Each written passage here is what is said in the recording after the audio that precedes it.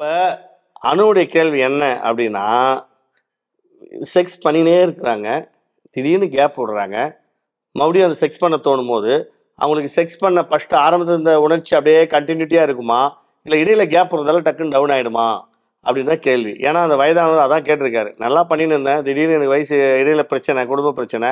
ஒரு 5 வருஷம் என்னால செக்ஸ் பண்ண முடியல. இப்ப எனக்கு வயசு 75. பண்ணணும்னு தோணுது. ஆனா முடியலன்றாரு. கண்டிப்பாங்க. தொடர்ந்து பண்ணிக்கினே வரும்போது, அவங்களுக்கு எனர்ஜி இருக்கும். மனசுல எவ்வளோ வந்து அழுத்தம் இல்லாம, ஸ்ட்ரெஸ் இல்லாம, டென்ஷன் இல்லாம இருந்தா, ஆண்களுக்கு செக்ஸுக்கு வயசே கிடையாது. ஆண்களுக்கு செக்ஸுக்கு ஏஜே ஏஜே இல்ல. நான் சொன்னேனே உதாரணத்துக்கு 85 சொன்னேன். இளமையை தூண்டக்கூடிய உடம்பு. ஒரு ஆண்கள் அப்படின்னாவே பார்றா, இந்த வயசுல இருக்கணும் பார்றா ஜாலியா இருக்கிறாங்க அப்படின்றாங்க. அது மாரி அந்த செக்ஸ் என்பது அடிக்கடிக்கு நீங்க செய்யும்போது, உங்களுக்கு உடம்பு நரம்பு எல்லாமே வந்து பார்த்தீங்கன்னா, உற்சாகமா இருக்கும். எப்பவுமே வந்து பார்த்தீங்கன்னா, உடற்பயிற்சி மாரி தான் ஒரு உடல் உறவு என்பது. குனியிறோம். சும்மா உக்காந்துனே இருக்கும்போது, அந்த டீ எடுத்துன்னு வா, அந்த காப்பி எடுத்துன்னு வா, அந்த தண்ணி எடுத்துன்னு வா, இப்படி குனி, ஏஞ்சிருன்னு சொன்னா யாராவது ஏஞ்சிருப்பாங்களா?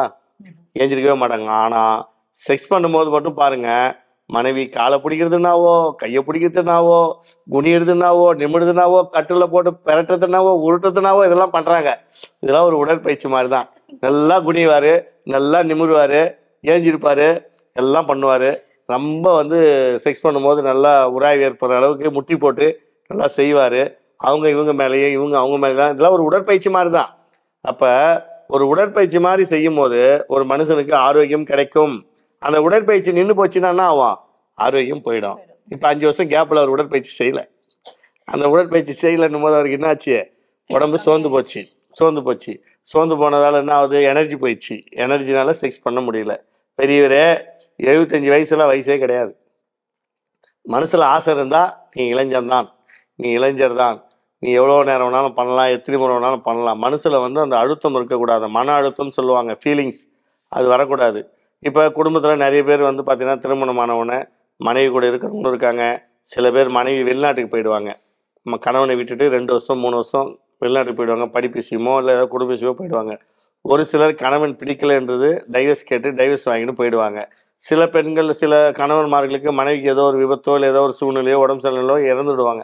அப்ப இந்த ஆண் என்ன பண்ணுவான்? இந்த கேப்ல என்ன பண்ண முடியும் அப்படின்னா, முடிஞ்ச வரைக்கும் அது மாரி உள்ள ஆண்கள் மெடிடேஷன் பண்ணி கட்டுப்படுத்தலாம். இல்லன்னு சொல்லல. ரொம்ப இளம் வயதா இருந்துச்சு அப்படின்னா, கண்டிப்பா மறு திருமணம் செய்து கொள்ளலாம். சப்போஸ் இல்ல டைவர்ஸ் ஆகி போயிட்டாங்க அப்படின்னா, கண்டிப்பா மறு திருமணம் செய்து கொள்ளலாம். ஆனா உங்களால கண்ட்ரோல் பண்ண முடியும்னா கண்ட்ரோல் பண்ணலாம். ஆனா நெறைய ஆண்கள் கண்ட்ரோல் பண்ண முடியாது.